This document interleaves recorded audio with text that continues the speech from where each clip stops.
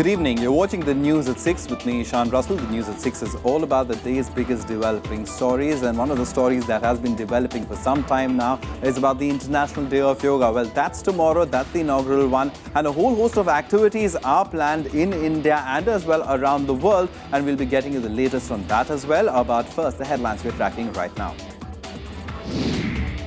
US State Department annual reports on terror blames Pakistan for not doing enough against Lashkar-e-Toiba. The report also acknowledges India is a persistent terror target.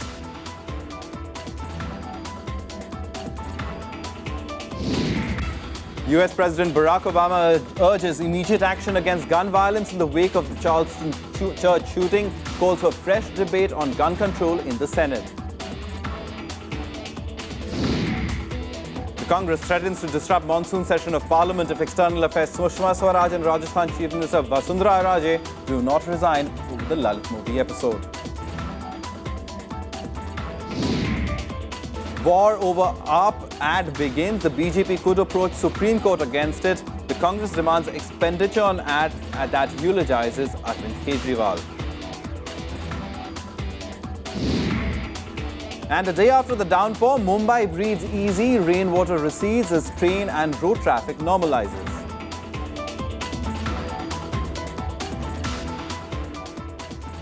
The top story this evening, a US State Department report has been highly critical of Pakistan over its action against the group Lashkar-e-Toiba. The report says that Pakistan has not taken action against the terror group and it continues to operate, train, rally, propagandize and fundraise in the country. In a shot in the arm for India, the report also acknowledges that India remains one of the most persistent terror targets. The report also says, and I quote, the Pakistani military undertook operations against groups that conducted attacks within Pakistan, such as the Tehreek-e-Taliban Pakistan, but did not take any action against groups such as the Lashkar-e-Toiba, which continue to operate, train, rally, propagandize and fundraise in Pakistan. Afghan Taliban and Haqqani network leadership continued to find safe haven in Pakistan. Although the country's military operations disrupted the actions of these groups, it did not directly target them. Now, focus story. The stage is all set for the celebrations of the International Day of Yoga on the 21st of June. And it's a special one for India to celebrate its first. The biggest gathering will be at Rajpath in New Delhi, where Prime Minister Narendra Modi will arrive at 6:40 a.m. to participate in the function. Around 37,000 people are expected to join the function on both sides of Rajpath.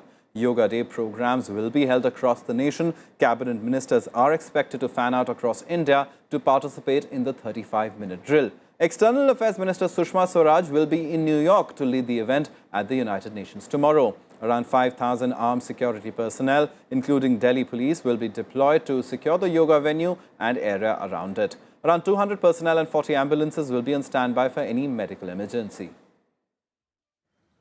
We are at Rajpath right now. This is that road which leads from India Gate to the President House, and all these elaborate arrangements which you see right behind me are for celebration of International Yoga Day on 21st of June. That is this Sunday. These celebrations will be for 1 hour from 6:40 a.m. to 7:40 a.m. There will be at least 35,000 people who will be performing yoga at this particular place. There have been elaborate arrangements which have been made to facilitate the entire celebration. Also, since the Prime Minister himself will be present here, along with few of his cabinet colleagues and members of Parliament and several other VVIPs, the security arrangements are quite elaborate. They are at least on par with those which are being witnessed on the Republic Day. 18 DCPs of Delhi Police are overseeing the security out here. At least 5,000 security personnel on the job. And also, since it is summer time, then the Health Ministry has also taken, proactive measures and put in place at least 40 ambulances, a number of doctors and paramedics to help those who might face any problem during that program on Sunday morning. With camera person Saroj, Vishal Dahiya, Rajya Sabha TV, Delhi. And let's go across to our correspondent Vishal there, who's been keeping a track of this story and will be from tomorrow morning as well. Vishal, as far as the International Day of Yoga is concerned, I mean, this is the first, and this is really a sort of a pinnacle for the Narendra Modi government, getting the world to acknowledge something that he considers very important, and also a political message along with that. Well, yes, you're right. That's what the Prime Minister seems to be trying to drive home as far as, considering this as a victory for himself, as a victory for his government, that, this could be achieved in the first year of the NDA government led by Prime Minister Narendra Modi. In the first year itself, that the International Day for Yoga is being celebrated across the world. But then, when you say political message, it seems the political message seems to have hit a wall when it comes to the opposition Congress, because the Congress has come down heavily on the BJP and the Prime Minister himself, though they're not opposing, the celebration of International Yoga Day, but they're saying that, keeping in tune with the elaborate, scale on which all the functions which Prime Minister attends, or all the functions which are, celebrated by the government or by the ruling party. On the same lines, this particular function as well seems to take a line wherein the propaganda of the ruling party is being carried forward through all these events. That is something which the Congress party is alleging against the Prime Minister and the ruling party. And interestingly, there is also one more development, that on the eve of this celebration, though there was an invitation which was sent officially to the Congress president as well as other senior leaders and members of parliament from this particular party, the Congress president has flown out of the country for a short trip. Our sources say that even the Congress Vice President Rahul Gandhi may follow suit, and he might also not be, present on this occasion tomorrow morning at 6:40 a.m. Several other senior leaders of the Congress Party might also be absent from these celebrations. So clearly, as far as political angle to this particular celebration or this particular International Yoga Day event is concerned, there doesn't seem to be everything doesn't seem to be hunky-dory between the Congress and the BJP again. Yes, certainly. So, but as far as other states go now, I mean, the government is really trying to push the International Day of Yoga. In fact, a lot of other state governments also following suit. We do expect a lot of school children also to participate. So, as far as preparations across the country, Vishal, I know you're in Delhi right now, but you've been keeping a track of the story. So, how will we seeing the country react to this International Day of Yoga? Well, again, it's more or less those states which are ruled by the BJP. They've gone in, head-on into these celebrations. There are elaborate arrangements, as you're pointing out. Even we have seen, visuals coming in from several cities, from several centers, several capital cities of the states, wherein the preparations are in full swing. The cabinet ministers, many of the senior cabinet ministers of Modi government have also fanned across the country, while we would see, Transport Minister Nitin Gadkari along with Maharashtra Chief Minister in Nagpur. There will be other, cabinet colleague of his who would be in several other cities. Even the External Affairs Minister has flown to New York, wherein the International Yoga Day celebrations are being organized by the Indian Embassy, and those will be attended by the UN Secretary General as well. Again, those states which are ruled by the Congress, there doesn't seem to be, so much of hype around these celebrations. In certain states, there are events which are being conducted, but then there are other states wherein the event has not been made compulsory for the schools or school children. So obviously, it's a mixed response. But then overall, it seems that the entire event is being celebrated at a very large scale in several centers, in several state capitals. And let's not forget that the main attraction will be at Rajpath, wherein Prime Minister Narendra Modi will also be present tomorrow morning at 6:40 a.m. All right, and so will Vishal Dhaya be there, keeping a track of all those developments for us. Thank you very much for coming in and helping us understand this a little better. Well, moving on, amid a raging controversy over former IPL Commissioner Lalit Modi, Sushma Swaraj, as Vishal was pointing out, has left for New York to participate in Yoga Day celebrations. Back home in India, however, demands for her resignation are still growing. The Congress party has warned the ruling NDA of a stormy monsoon session of Parliament The party says it will disrupt the session over demands of resignations of both External Affairs Minister Sushma Swaraj and Rajasthan Chief Minister Vasundhara Raje over the controversy surrounding Lalit Modi. We will bring in Parliament, we will discuss on this issue and we will make them, compel them to answer. Particularly, Prime Minister is silent. उन्हें इस बात को अच्छी तरह समझना चाहिए कि धरती पर तो धूल धूसरित हो चुके हैं। अब धरती पर धूल धूसरित हो चुकी कांग्रेस अब घमंड के रास्ते से और घमासान के रास्ते से अपनी जमीन को बचाने की कोशिश कर रही है। उससे उनका और सफाया होगा और धूल धूसरित होंगे और पूरी तरह से साफ होंगे। उनको इस बात को समझना चाहिए। Protests were held outside the residence of External Affairs Minister Sushma Swaraj in the national capital on Saturday. जो उनके ललित मोदी के साथ संबंध है वो संबंध साफ दर्शाते हैं कि मोदी सरकार उनको शय दे रही है और सुषमा स्वराज को इस्तीफा देना चाहिए। The fact is neither BJP nor Congress, they don't want to fight corruption. It is these two political parties who has made India one of the most corrupt countries in the world. This is high time the people of India should reject both these political parties. Meanwhile, notwithstanding the growing opposition against her, Sushma Swaraj left for New York on Saturday. She is set to participate in the International Yoga Day event being organized by the Indian Mission at United Nations. The event will be attended by UN Secretary General Ban Ki-moon, among others. Bureau Report, Rajya Sabha TV. Let's now take you nationwide for all the other national news and updates. The Indian Army foiled a major infiltration bid by militants in the line of control in the Kupwara district of Jammu and Kashmir, killing one terrorist. A group of 6 to 7 heavily armed militants were trying to sneak into the Indian side when their movement was picked up by surveillance equipment. Indian troops responded to the bid, resulting in heavy gunfire from both sides. The Assam police foiled a bomb blast attempt by the band Ulfar at the world-famous Kamakya temple. Police arrested a member of the group, Deepak Rava, who told interrogators about the conspired explosion during a 4-day festival beginning from Monday. The explosives were hidden near the Kinamuk area on the airport road, which was later defused in a nearby field by the police. Odisha is likely to witness heavy to very heavy rains coupled with strong surface winds till tomorrow under the influence of a depression over the Bay of Bengal. Satellite images indicated that a well-marked low-pressure area has concentrated into a depression and lay centered about 200 kilometers south of Puri. The IMD has also issued a warning asking fishermen in southern Andhra Pradesh not to venture into the sea. A Jodhpur court has turned down the bail plea of self-styled godman Asaram Bapu. This is the 6th time that his bail plea has been rejected. The court said that an accused in such a crime does not deserve a bail. Asaram is in jail since September 2013 for allegedly raping a minor.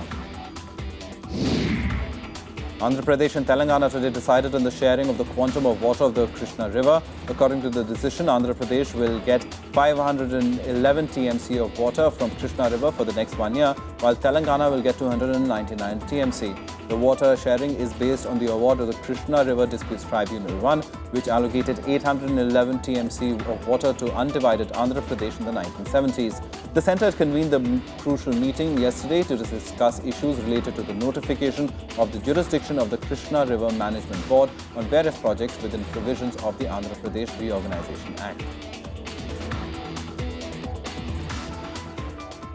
Now, controversies seem to follow Delhi Chief Minister Arvind Kejriwal like his shadow these days. After the episodes involving his law minister and one of his MLAs, this time an advertisement brought out by his party that could land him in trouble. The opposition is now demanding action against Kejriwal for violating law.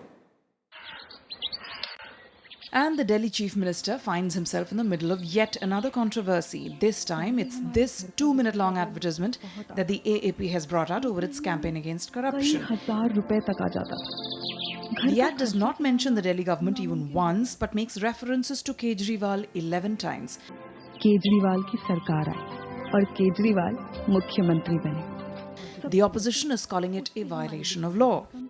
It is violative of Supreme Court guidelines. It's not just photographs, but you cannot glorify leaders, chief ministers based on public money.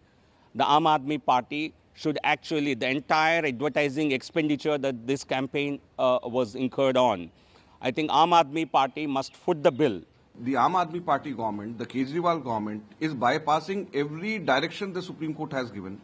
So they are not using Kejriwal's picture, but they are naming Kejriwal 11 times, making a comparison which is absolutely lie, and giving totally false figures. It's an advertisement which goes against the core values and principles of the Aam Aadmi Party, or on the principles on which it was founded.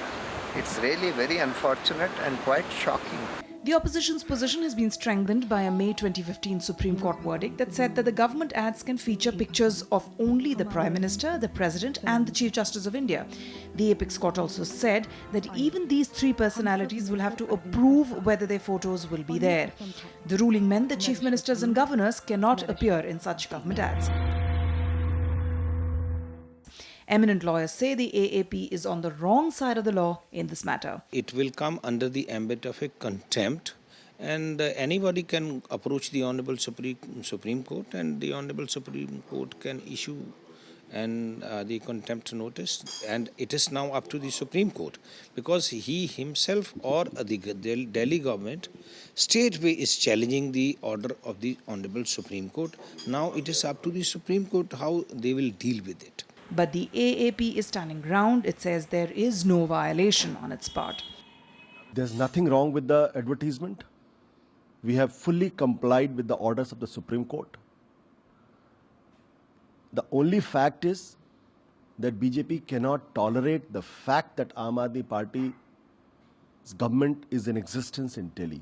While the BJP is threatening to approach the Supreme Court against the ad, the Congress has sought information on the expenditure on the ad through an RTI.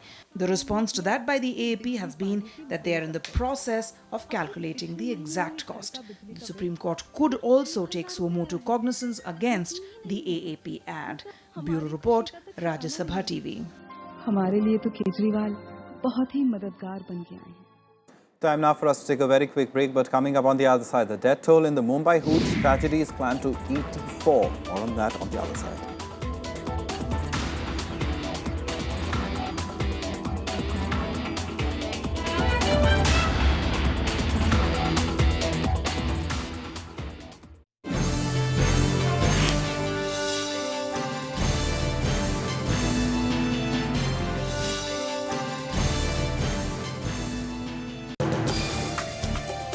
Today we bring to you the Whistleblower Protection Amendment Bill 2015.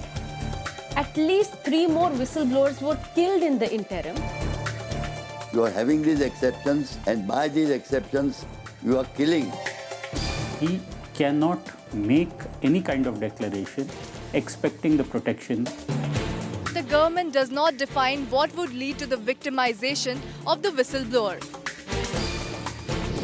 Watch Law of the Land, the Whistleblowers Protection Amendment Bill, Saturday at 6:30 p.m. only on Rajya Sabha television.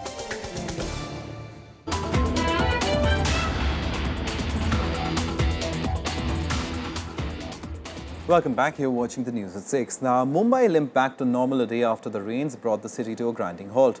Though a heavy rain was forecast for today as well, the city escaped with some light drizzle. It rained worth 15 days on Friday in Mumbai. The city was crippled with train and road services coming to a grinding halt. Schools were closed and it seemed that it would be some time before the city could get back to normal. But Saturday was a different day in the metropolis. With just a drizzle in the morning, rainwater began receding from the roads. Train services that were badly hit yesterday resumed. आज तो हम तो train से आ रहे हैं. कल तो बहुत ही मुश्किल थी, गाड़ियाँ थी. आज थोड़ा है रियात है. आज थोड़ा बहुत गाड़ियाँ भी चल रही हैं. यहाँ से न्यू बॉम्बे तक जाना है मुझे.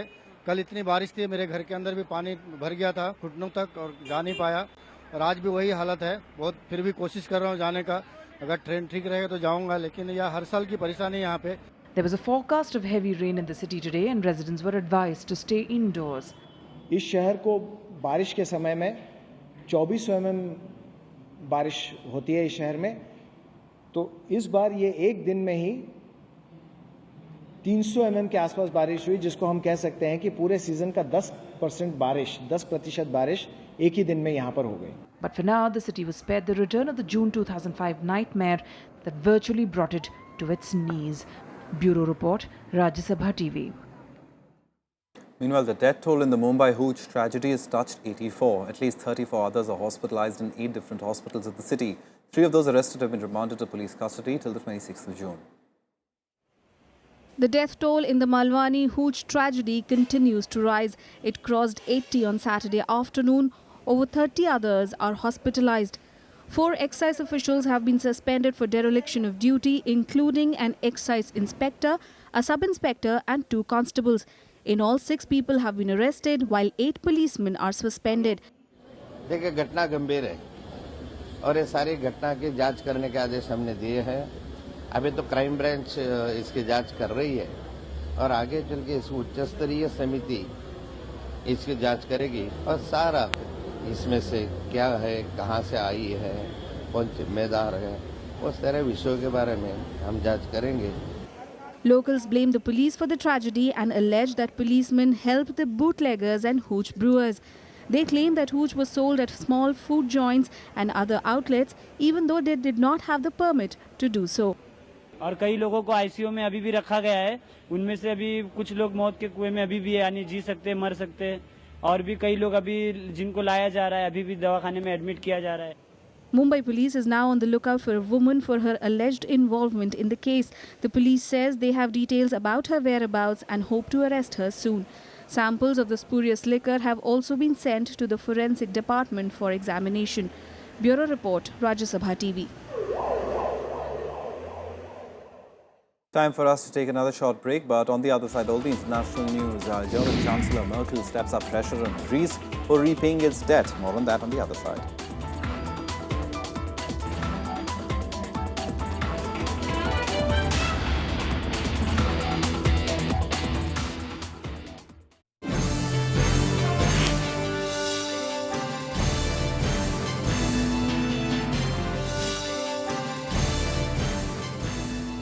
Hello and a warm welcome to our special report, the program that brings you a ground zero view from whichever part of the country the Rajya Sabha TV cameras are travelling.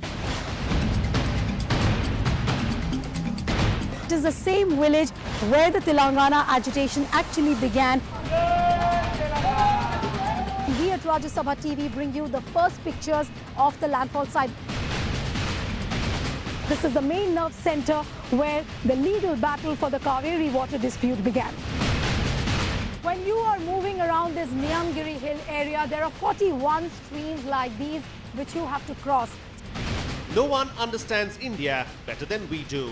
Watch special report only on Rajya Sabha television.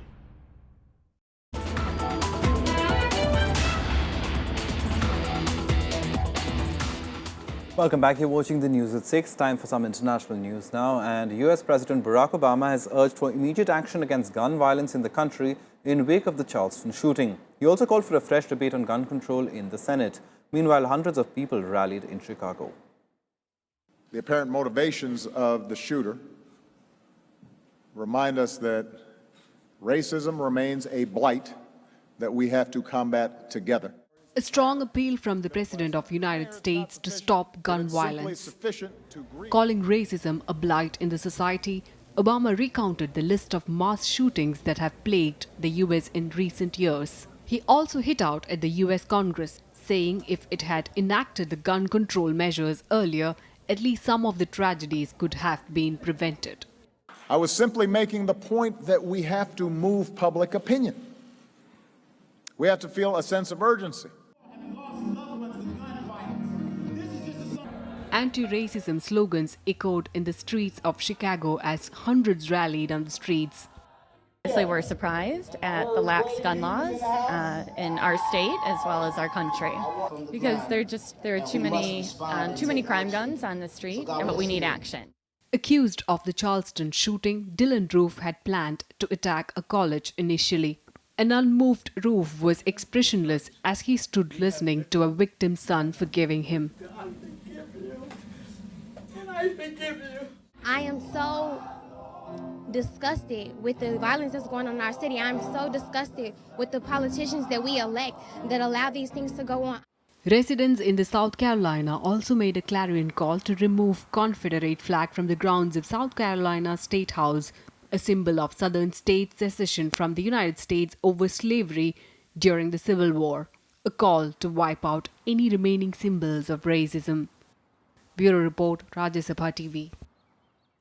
German Chancellor Angela Merkel stepped up pressure on Greece, warning that there must be a deal with creditors ahead of Monday's emergency EU summit. Greece has less than 2 weeks to strike a deal or face default. Meanwhile, Greek Prime Minister Alexis Tsipras maintained calm, assuring that the prophets of crisis and terror would be confounded soon. Pressure is mounting on Greece as time runs out for it to strike a deal with its creditors for another financial bailout. German Chancellor Angela Merkel has warned that there is no point in holding an EU emergency summit on Monday if no deal is struck before that. Sie haben gehört, dass am Montag ein Gipfel der Staats- und Regierungschefs ist, aber da will ich ganz klar zu der Erwartung sagen, ein solcher Gipfel kann am Montag nur dann ein Entscheidungsgipfel werden, wenn es auch eine Entscheidungsgrundlage gibt. As Greece edges closer to a default, bank withdrawals accelerated in the country and the government revenue slumped. The European Central Bank had to expand an emergency funding to keep banks on their feet. Meanwhile, Greek Prime Minister Alexis Tsipras exuded confidence that a deal will be struck soon. Getting critical. The current economic assistance program to Greece runs out in 11 days. 4 months of negotiations have not led to the necessary compromise. The Eurogroup meeting yesterday did not manage to break the deadlock. The game of chicken needs to end, and so does the blame game. If Greece fails to make a repayment to the IMF before the June deadline, it will have to leave the Eurozone and possibly also the EU. Athens and its international creditors remain deadlocked over a debt deal, and the former refusing to introduce reforms on pensions or value-added taxes. The European Commission and IMF are unwilling to unlock bailout funds until Greece agrees to that. All eyes are now on the crucial EU meeting on Monday. Bureau Report, Rajya Sabha TV. Time for some sports now. The Indian men's hockey team would take on a lowly ranked France, while the women's team would clash with Belgium in the opening game of the FIH World League semi-finals in Antwerp, Belgium. The tournament offers direct entry to the 2000 Olympics for the top 3 teams. The men's Indian hockey team is the only one in the tournament that has already secured a passage to Rio by virtue of winning a gold medal at the Asian Games last year. However, it will be a do-or-die situation for the women's team. The other team in the men's group are reigning world champions Australia, former Olympic champions Pakistan, Great Britain and Poland. Women are placed along Australia, New Zealand, Belgium and Poland. Time now for us to take a look at what else is making news in the world of sports and SportsBeat. 5-time world champion Vishwanathan Anand defeated reigning world champion Magnus Carlsen to jump to the joint 3rd spot after the end of the 4th round of the Norway Chess Tournament. After 3 draws in the first 4 rounds, the Indian ace crushed Carlsen in all departments of the game to move up 2.5 points to out of a possible 4. Indian tennis star Leander Paes and his doubles partner Daniel Nestor disposed of the challenge of Mark Lopez and Rafael Nadal in straight sets to progress to the semi-finals of the ATP Aegon Championships. The 3rd seed Indo-Canadian pair got the better of the unseeded Spanish pair 7-6, 6-4. World number 2 Roger Federer stayed on track for his title defense with a trouble-free victory over 6-0, 7-6 victory over German Florian Mayer at the Hall Open. He will next meet Croatian Ivo Karlovic in the semi-final. Karlovic hit a record 45 aces in his 7-5, 6-7, 6-3 victory over 3rd seed Thomas Berdych. Host Chile brushed aside Bolivia 5-0 at the Copa America to finish at the top of Group A. Their striker Aranguez scored twice, while Arsenal's Alexis Sanchez and Gary Medel gave a goal each. Bolivia also progressed to the last 8 despite their defeat as they finished 2nd in the group. Brazilian striker Neymar will miss the rest of the Copa America after being suspended for 4 games. The 23-year-old Barcelona forward was shown a red card for clashing with Colombia's players following Brazil's 1-0 defeat in their most recent group game. Brazil will play Venezuela in their final group game on Sunday. That's all from us. Goodbye.